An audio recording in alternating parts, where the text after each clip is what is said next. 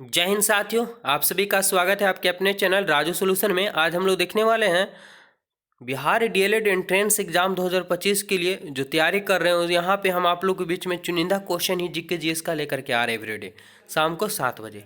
तो हमारे चैनल से बस जुड़ जाइए, बहुत ही फायदा होने वाला है। चलिए फटाफट से आंसर देने का प्रयास करेंगे। क्वेश्चन नंबर पहला है, यानी 21 नंबर क्वेश्चन है। इसके पहले 20 साइंस का हो चुका है, इसका पार्ट अगला है। तो क्या दिया कि बड़ा इमाम बाड़ा कहाँ स्थित है? बड़ा इमाम बाड़ा कहाँ स्थित है? आगरा में, लखनऊ में, पटना में, इलाहाबाद में।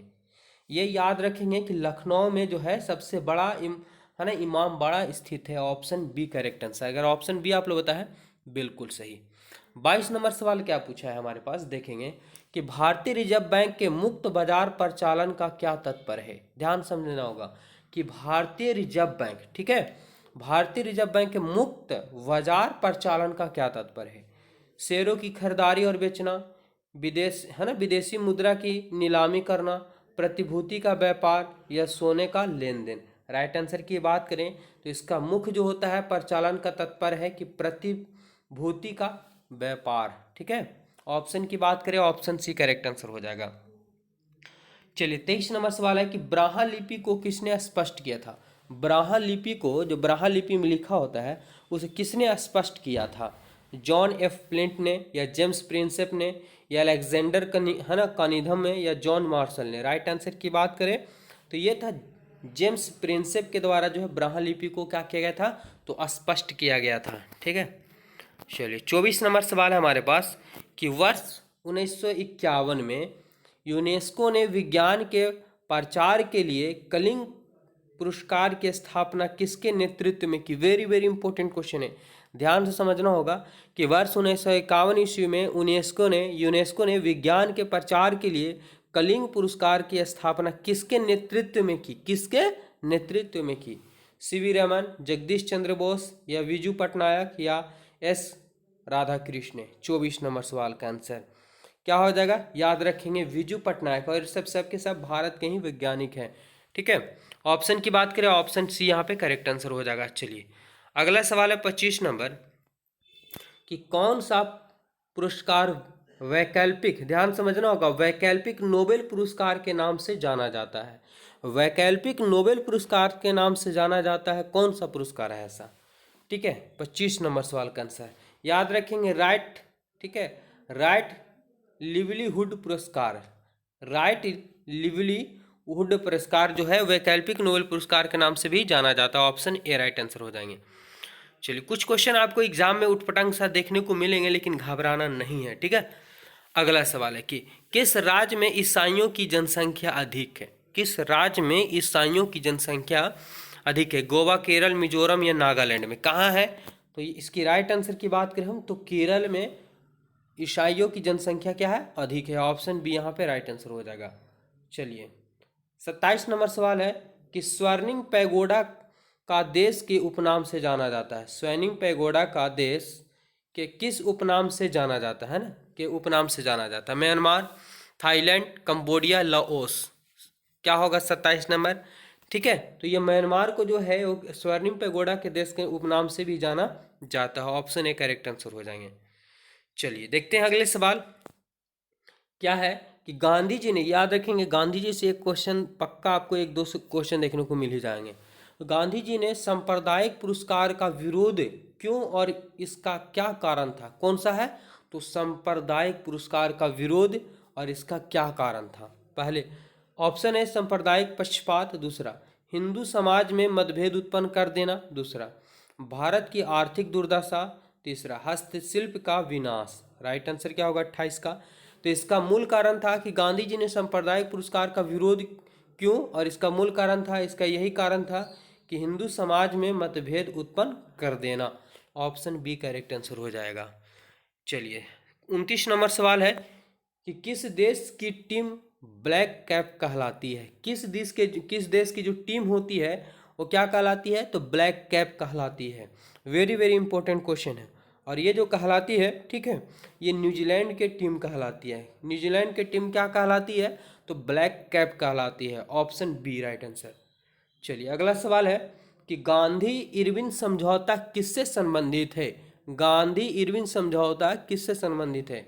भारत छोड़ो आंदोलन, सविनय अवज्ञा आंदोलन, असहयोग है ना, असहयोग खिलाफत आंदोलन या रॉलेट एक्ट।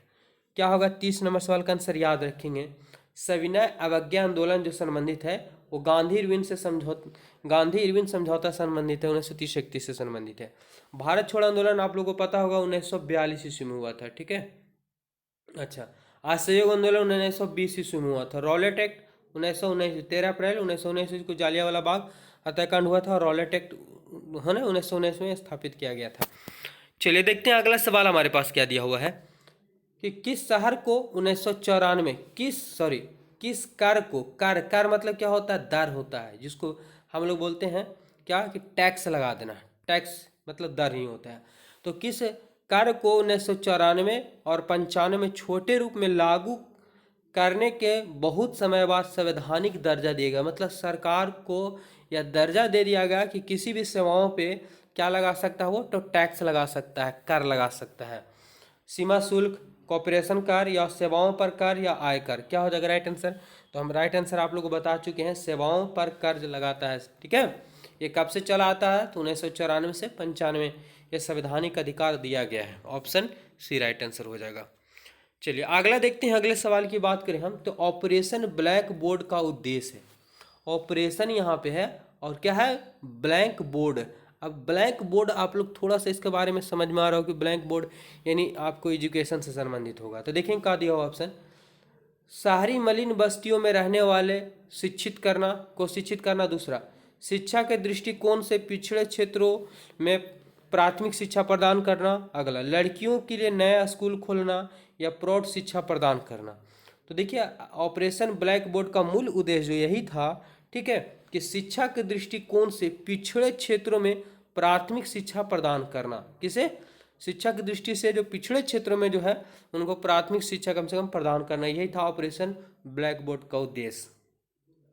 33 नंबर सवाल, मध्ययुगीन लिंगराज मंदिर कहाँ स्थित है? वेरी वेरी इंपॉर्टेंट क्वेश्चन, ये पूछा गया है। मध्ययुगीन लिंगराज मंदिर कहाँ स्थित है? तो ये स्थित की अगर हम बात करें, ये भुवनेश्वर में स्थित है मध्ययुगीन लिंगराज मंदिर। Option A correct answer. चलिए अगला सवाल है हमारे पास कि मूल्य वर्धित का अर्थ किसके मूल से है? मूल्य वर्धित का अर्थ किसके मूल से है? कारक लागत पर उत्पादन या बाजार कीमतों पर उत्पादन या माल और सेवाओं मूल्यह्रास का अंतर या माल और सेवाओं एवं मध्यवर्ती माल और सेवाओं की लागत का अंतर। 34 नंबर सवाल का आंसर। तो देखेंगे यहाँ पे राइट आंसर की बात करें कि मूल्य वर्धित का अर्थ किसके मूल से है, तो ये था कि माल और सेवाओं एवं मध्यवर्ती माल एवं सेवाओं की लागत का अंतर, यही था मूल्य वर्धित का अर्थ। 35 नंबर सवाल क्या पूछा गया है? निम्नलिखित में से किस देश को फेबियन समाजवाद का घर माना जाता है? किसे फेबियन समाजवाद का घर माना जाता है, ये बताना है राइट आंसर 35 का। याद रखेंगे इसका राइट आंसर की बात करें हम तो इंग्लैंड हो जाएगा। किस, है ना, क्या कहा गया कि किस देश को फोबियन समाजवाद का घर माना जाता है? तो इंग्लैंड को। Option B. 36 नंबर सवाल है, समोच्च रेखाएं कैसे संस्थानों को मिलते हुए खींची जाती है? समोच्च रेखाएं जो होता है कैसे संस्थानों को मिलाते हुए खींची जाती है? मध्य समुद्र तल से सम ऊंचाई वाले तक, या सम वर्षा वाले, सम वायु या दाब वाले, या सम तापमान वाले। 36 नंबर सवाल का आंसर। तो ये तो सिंपल सोच के देख सकते हैं, सम वर्षा वाले नहीं, सम वायु दाब वाले थोड़ी हो गए, ये किसी का है नहीं, सम तापमान वाले नहीं, ये होता है मध्य समुद्र तल से सम ऊंचाई वाले स्थान पे मापा जाता है सर्वोच्च रेखा है। अगला सवाल है 37 नंबर, किस देश में 3 प्रशासनिक विधायी और न्यायिक राजधानियां हैं? किस देश में 3 कौन कौन? तो प्रशासनिक हो गया, विधायिक हो गया और न्यायिक हो गया राजधानियां हैं। कहाँ है 3 प्रकार की? तो ये राइट आंसर की बात करिए है तो साउथ अफ्रीका में। साउथ अफ्रीका में 3 प्रकार की हैं, क्या है? प्रशासनिक है, विधायिक है, ठीक है, क्या छूट गया है, और न्यायिक राजधानियां हैं। Option D. चलिए 38 नंबर सवाल कि भारत का निम्नलिखित में से कौन सा विश्व धरोहर स्थल मध्य प्रदेश में नहीं है? भारत का ऐसा कौन सा विश्व धरोहर स्थल है जो मध्य प्रदेश में नहीं है? कौन सा होगा? 38 नंबर सवाल का आंसर याद रखेंगे क्या सूर्य मंदिर कोणार्क ये अंकोरवाट में है? कहाँ है? अंकोरवाट में स्थित है, जो मध्य प्रदेश में नहीं है। चलिए 39 नंबर सवाल, निम्नलिखित में से कौन सा राज्य अंतरराष्ट्रीय सीमा साक्ष्य नहीं करता है? यानी कौन सा ऐसा राज्य है जो अंतरराष्ट्रीय सीमा का साक्ष्य यानी जुड़ाव नहीं करता है, जुड़ता नहीं है, मिलता नहीं है? कहाँ? तो ये हरियाणा। हरियाणा जो है वह राष्ट्रीय सीमा साक्ष्य नहीं करता है, ऑप्शन डी हो जाएगा। चलिए आखिरी सवाल है स्पार्ट का। अगला सवाल, हिंदुओं का पवित्र तीर्थ स्थल विष्णुपद मंदिर स्थित है, और ये भैया बिहार से ही रिलेटिव है, और समझिए जिस जिला से हैं हम। कहाँ से? तो गया में। गया में विष्णुपद मंदिर स्थित है, जो हिंदुओं का पवित्र तीर्थ स्थल है विष्णुपद। यहाँ पे पिंडदान भी किया जाता है। ठीक है, तो ये था टॉप 20 क्वेश्चन जो क्लियर करवाए हैं, जो एग्जाम की दृष्टि से वेरी वेरी इंपॉर्टेंट है। एवरीडे शाम को 7 बजे क्लास ला रहे हैं। साथ ही मैराथन क्लास भी शुरू होने वाला है। हमारे चैनल से नहीं जुड़े हैं तो वह जुड़े, और आपके रिलेटिव दोस्त पहचान है जो वीडियो को उनके पास जरूर शेयर करें। धन्यवाद, मिलते हैं नेक्स्ट वीडियो में। जय हिंद।